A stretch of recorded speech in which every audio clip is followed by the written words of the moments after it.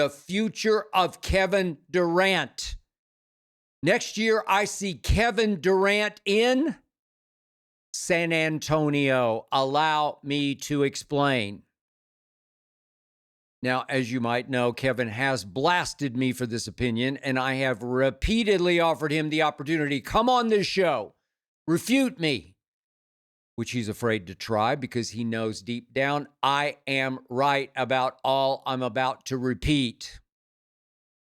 I believe he's mentally, psychologically, and emotionally semi-retired when it comes to prioritizing goals. He wants to continue to work hard on his craft as a shooter, but he no longer has as his primary goal leading a team to a championship. He was back-to-back finals MVP. He led Golden State to back-to-back championships on the court, even though he really wasn't much of an intangible leader for the Warriors, whose real leaders, of course, were Steph and Steve Kerr, and to some extent, Draymond Green. KD was no leader in Brooklyn, and he's been no leader in Phoenix, so it's no coincidence. His playoff record of 6-13 over the last 4 years is the worst postseason winning percentage of any player over that time span. The worst. Remember, the Celtics swept him and his Nets in his last playoff series in Brooklyn. And then he and his new team, the Suns, did manage to beat the Westbrook-led Clippers, who were mostly without Kawhi and completely without Paul George. That was 6 games. And once CP3 pulled his hamstring again, KD and company lost to Denver in 6. Remember that? Then KD and company got swept by Minnesota last year and fell 3 games short of the play-in this season. Even though KD did play 62 games this past season, this year's Suns went 36-46. What? Kevin Durant will turn 37 in September. But give him this. Kevin Durant did average 27, 6, and 4 this season. What's more, he has averaged at least 25 points on 50% shooting and 40% on three-pointers in 3 straight seasons. That's the longest streak ever in the NBA. This season, he did shoot an NBA best on jumpers. He was 49.7% on jump shots. And on mid-range shots, he shot 53.1%. It's extraordinary. That was the best.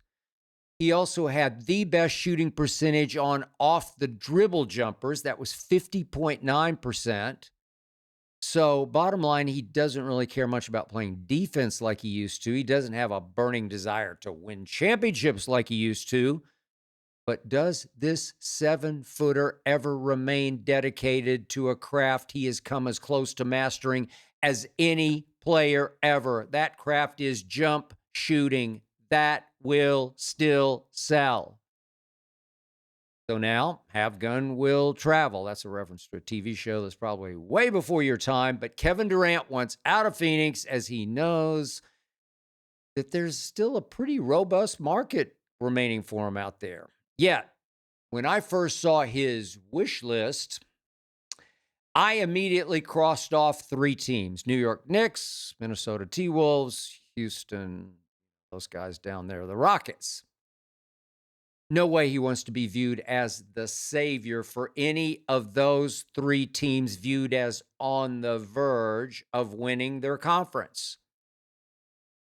Now, I know Mark Stein reported that the Knicks just aren't interested in Kevin Durant, probably because they just don't have the cap flexibility or the trade assets to acquire and then sign him to a new 2-year deal at, I don't know, 50, 60 million. And maybe the Knicks are smart enough in one capacity to see what I'm seeing in Kevin Durant, semi-retired desire to win championships. But I also say there is no way Kevin Durant wants to inflict the pressure and expectations of the New York media on himself as the difference maker, as the game changer for the Knicks, as the best player on a team It's close. No way. Too smart for that. He's too cagey, if I can use a basketball term. He already did New York. He did Brooklyn. He did the Nets. Now, maybe he would consider Miami just because he wouldn't mind basing in South Beach. Miami would be the perfect place to semi-retire, wouldn't it? Expectations probably wouldn't be too high with the Heat. Certainly nothing like with the Knicks in New York City, Mecca, basketball, MSG.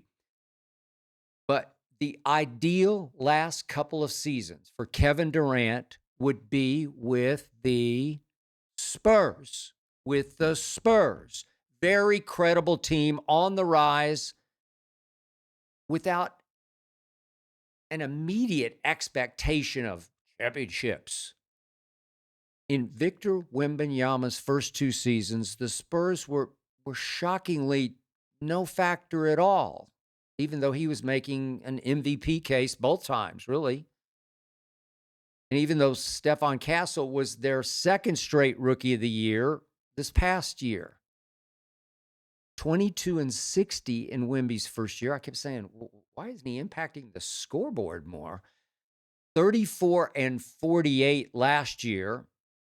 Even though they traded for De'Aaron Fox, and even though they had CP3 mentoring, quarterbacking, could have Chris Paul back again next season at age 40. They could have. But even if they do trade for KD, as I believe they will, would anyone out there pick the San Antonio Spurs to win a loaded West this coming season? This next season? No way. I mean, think about it. OKC, Minnesota, Denver, Golden State, Houston, Dallas, Lakers, Clippers. I think I just gave you the playoffs. I mean, would the Spurs even be picked to make the playoffs even with KD next season? Seriously, I asked you that question. So this is the perfect semi-retirement spot for Kevin Durant, semi-retired. He can be a big brother to Wemby, and he can pretty quietly work on his craft in small market, off-radar San Antonio, with much of the focus on Wemby, with some of the focus on De'Aaron Fox. I mean, Kevin could sort of go along for a ride there for a couple of quiet, nice, pleasant, peaceful years. San Antonio, I love San Antonio. Great place to live. And do the Spurs ever have the assets to trade for Kevin Durant beginning this year with the number 2 overall pick and the number 14 pick in the first round? Would the Suns take this year's 14th overall straight up for Kevin? I don't know. Maybe they would. The Spurs also have a couple of more in next year's draft. They have a couple of more and then a couple of more. They're loaded with picks. This deal can easily get done. So, semi-retired Kevin Durant will be making historically efficient jump shots next season for the San Antonio Spurs. You heard it here first. Tell me I'm wrong, Kevin.